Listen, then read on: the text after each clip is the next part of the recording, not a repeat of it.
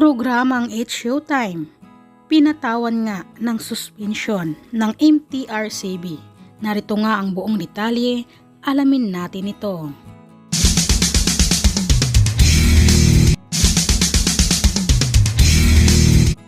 Trending na trending o pinag-uusapan nga ngayon sa buong social media platform gaya ng FB, Twitter at pati na rin sa IG at TikTok kung saan pinatawan nga ng 12-day suspension ang It's Showtime program ng MTRCB dahil nga sa pagkain ng icing ng mag-asawa na sina Vice Ganda at Ayon Perez.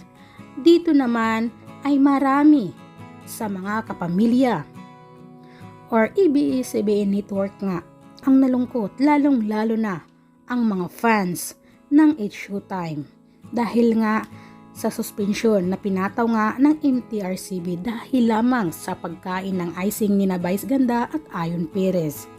Ayon nga sa ilang mga naging komento, talagang dahil lang dito ay magkaroon ng suspensyon.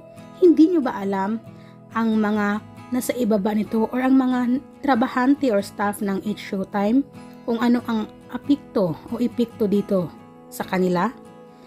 Talaga namang sa pagkain lang ng icing ay hindi na ba pwede kahit sa national TV pa mapanood yan? Talagang napakasimple lang at pinapalaki lang ng MTRCB.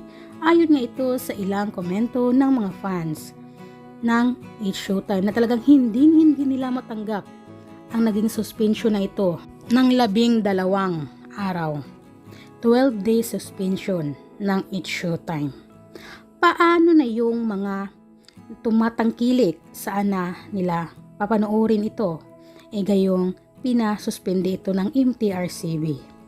At hiling naman ng lahat, sana pantay-pantay ang trato ng MTRCB dahil ayon din sa kanila ay ang ibang network din ay meron ding paglabag. Pero ngayon, ang It's Showtime talaga ang pinag-iinitan ng MTRCB na talaga namang ayon dito sa naging post ngayon ni Vice Ganda ay talagang nalungkot siya na mangyari ito sa kanyang pamilya. Lalong-lalo na dito sa kanyang mga ibinahagi ngayon ng mga Showtime family. Sabi niya sa kanyang naging caption, "In the middle of every difficulty lies opportunity. Hashtag It's Showtime, hashtag family, hashtag madlang people." At napakomento naman dito si Vong, sabi niya, "Pagsubok lang ang lahat, keep the faith." At talagang umani nga ito ng samot-saring reaksyon at talagang malungkot ang mga nangyari ngayon sa It's Showtime na hindi inaasahan na masuspende sila.